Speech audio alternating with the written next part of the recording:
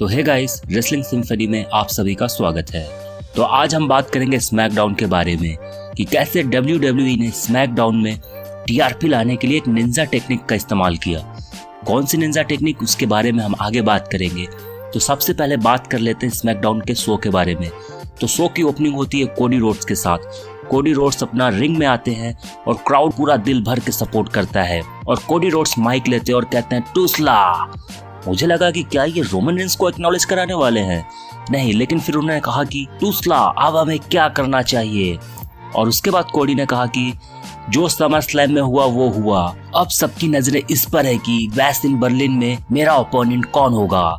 उसके बाद कोडी कहते हैं कि मेरे दिमाग में एक नाम है, और इतना ही कहते सोलो सिकोवा का थीम सॉन्ग प्ले होता है और सोलो सिकोवा बाहर आते हैं। और जैसे ही आते हैं और आने के बाद वो कहते हैं कोडी रोड्स को, कोडी देखो, तुम्हें पता है अगर रोमन रेंस नहीं आया होता तो मैं होता आज अनडिस्प्यूटेड चैंपियन। और सोलो कहते हैं कि ये जो भी तुम कह रहे हो इन फैंस को, लेकिन उससे पहले तुम मुझे एक रीमैच दोगे। उस पे कोडी कहते हैं कि ठीक है, अच्छा, मैं समर स्लैम या पिछला बात नहीं करना चाहता था। अगर तुम्हें करना है तो इस बारे में भी बात करो कि वो काम जो तुम्हें करना चाहिए था तुम उसे ठीक से नहीं कर पाए। कैसे जैकब फाटू चोटिल हो गया, उस बारे में भी बात करो। और साथ ही कैसे रोमन रेंस ने तुम्हारी धुलाई कर दी, इसके बारे में भी। और समर स्लैम में मैंने तुम्हें हरा दिया है, तो तुम अपना ख्याली पुलाव पकाना बंद करो कि तुम्हें कोई रीमैच मिलने वाला है। इतना ही सुनते सोलो सिकोवा भड़क गए और सोलो सिकोवा अपने टीम के साथ कहे कि आज तो इसका गेम बजाना पड़ेगा। और वो चल दिए रिंग की तरफ। रिंग पे जैसे ही एंट्री करते हैं तो out of nowhere Randy Orton नहीं आते, इस बार आउट ऑफ नोवेयर आते केविन ओवेंस 2 चेयर लेकर के। उसके बाद उन्होंने कोडी को दे दिया, खुद रखा। और इतना देखते सोलो कहते कि नहीं, अभी पंगा नहीं लेना है।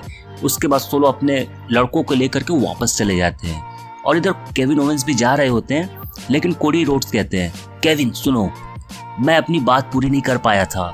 जो मैं कह रहा था कि मेरे दिमाग में एक बंदा है जो बेस्ट इन बर्लिन में मुझे फेस कर सकता है, वो हो तुम। इतना सुनते केविन कहते हैं मैं कैसे कर सकता हूँ, मैं तो डिजर्विंग नहीं हूँ। कोडी कहते हैं नहीं, तुम डिजर्विंग हो, तुम्हें नहीं पता लेकिन तुम हो।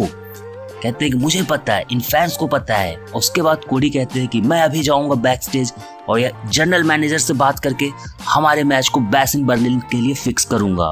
और इसके बाद हमें बैक स्टेज दिखाया जाता है कि कोडी रोड्स जनरल मैनेजर निक एल्डिस के साथ कुछ बातें कर रहे होते हैं। तभी वहां पर केविन ओवेंस आते हैं और निक एल्डिस उनसे मैच के लिए कहते हैं। तो केविन ओवेंस कहते हैं मैं नहीं कर सकता मैच, मैं डिजर्विंग नहीं हूँ। इस पे निक एल्डिस कहते हैं ठीक है, मेरे दिमाग में वैसे भी एक ओपोनेंट है, रोमन रेंस। और भाई रोमन रेंस का नाम सुनकर बिल्कुल भड़क जाते हैं केविन ओवेंस। कहते हैं रोमन रेंस वो कैसे डिजर्विंग हो गया, उसने ऐसा क्या करा है। तो निक एल्डिस कहते हैं भाई वो 1300 दिनों तक चैंपियन रहा है।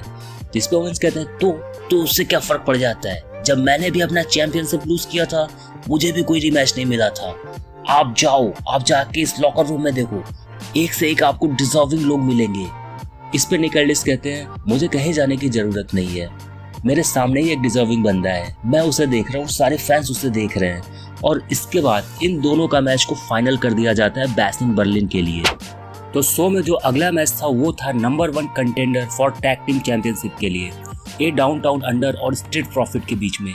ये मैच एक डिसेंट मैच था, अच्छा चला और लास्ट में जाके स्ट्रीट प्रॉफिट ने इस मैच में जीत हासिल कर ली। लेकिन एक बात मैं कहना चाहूंगा कि ये डाउनटाउन अंडर को जब भी देखो तो बड़ा मजा आता है। वो एक फन एलिमेंट लेकर आते हैं, स्क्रीन पे जब भी आते हैं मुझे तो बहुत ही अच्छा लगता है। और दूसरी तरफ स्ट्रीट प्रॉफिट की बात करें तो उनके साथ क्या चल रहा है क्या नहीं हो रहा है वो भगवान ही जाने। अभी तक कोई अच्छी स्टोरी लाइन मिली नहीं है, आगे मिलेगी नहीं मिलेगी क्या होगा, अब ये तो भाई वही कह रहा हूँ, भगवान जाने या WWE जाने। तो शो में अगला मैच था जेड कारगिल और एल्बा फायर के बीच में। ये मैच ठीक ही ठाक रहा, यहाँ पर सिंपल सा मैच था। जेड कारगिल आती हैं, अपने पावर का शोकेस करती हैं और इस मैच में आराम से जीत जाती हैं।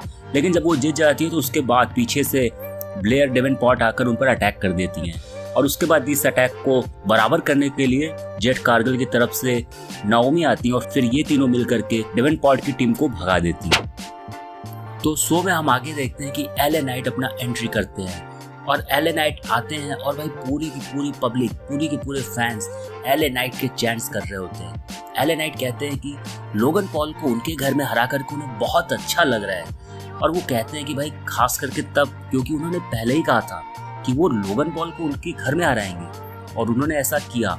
उसके बाद वो कहते हैं कि देखो अब मैं हूँ यूएस चैंपियन, तो अब सबकी नजरें मुझ पर ही होंगी, लेकिन वो सबके लिए तैयार है। लेकिन वहां पे तभी म्यूजिक हिट होता है सैंटोस एस्कोबार का, और वो रिंग में आते हैं और रिंग में आके वो अपनी कहानी कहने लगते हैं।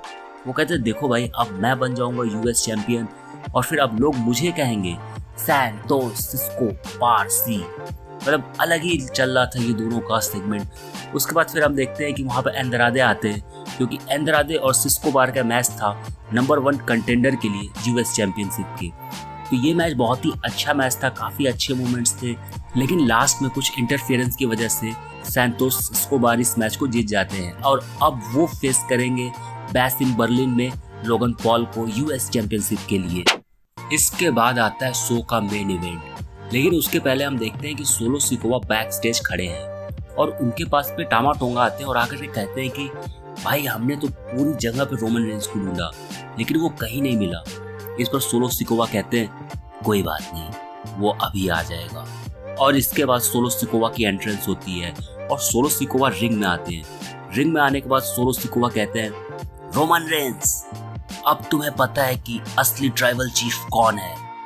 और उसके बाद सोलो सिकोवा वो जो लाल वाली माला थी जिसको पहनकर रोमन रेंज एंट्रेंस किया करते थे, या फिर जो अभी सोलो सिकोवा पहनते हैं, उसकी तरफ इशारा करते हुए कहते हैं कि अगर ये चाहिए मुझसे तो आओ और आ करके ले लो।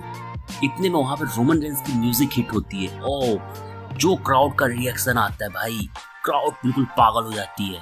रोमन रेंज आते हैं, एंट्री कर रहे होते हैं और टामा टोंगा जाते हैं उन पर अटैक करने। रोमन रेंज उनको वहीं पर क्लोज लाइन लगाते हैं। उसके बाद टोंगा लोवा को भी मार करके नीचे गिरा देते हैं और उसके बाद रिंग में हमें देखने को मिलता है फेस ऑफ रोमन रेंज और सोलो सिकोवा। एक बार फिर रोमन रेंज सोलो सिकोवा पे भारी पड़ते हैं, सुपरमैन पंच लगाते हैं और जैसे स्पीयर लगाने वाले होते हैं टोंगा लोवा आकर के सोलो सिकोवा को बचा लेते हैं और वो माला इसी बीच में वहाँ रिंग में ही रह जाती है। रोमन रेंज जाते उस माले को उठाते और माला को देख रहे होते हैं, लेकिन पीछे से फिर से टामा टोंगा अटैक कर देते हैं और वो माला को सोलो सिकोवा को दे देते हैं और सोलो सिकोवा भाग जाते हैं वहां से माला लेते ही। लेकिन इधर रोमन रेंज एक बार फिर से दोनों को ही मारते हैं, स्टील चेयर से मारते हैं टांगा लोवा को और टामा टोंगा को तो बैरिकेड पे स्पीयर मार के वहीं पर उनको ढेर करते हैं। और इसके बाद हम देखते हैं कि इसी के साथ स्मैकडाउन की समाप्ति होती है।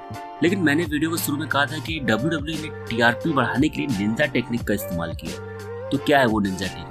WWE ने किया ये कि हमें रोमन रेंज को पिछले हफ्ते ही यानी कि पिछले रॉ में एडवर्टाइज कर दिया और हम सारे फैंस बिल्कुल बेसब्री से इंतजार कर रहे थे स्मैकडाउन का।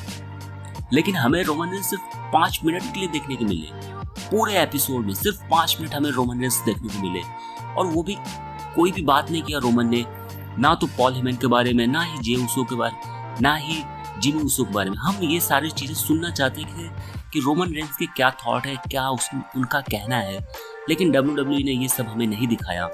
लेकिन खैर जो भी है, लेकिन हम काफी खुश हैं इतने ही अपीयरेंस से रोमन रेंज के। ये था WWE स्मैकडाउन का रिव्यू मेरे अनुसार। अगर आपको वीडियो पसंद आया हो तो लाइक कर देना और अगर नए हो तो चैनल को सब्सक्राइब कर देना।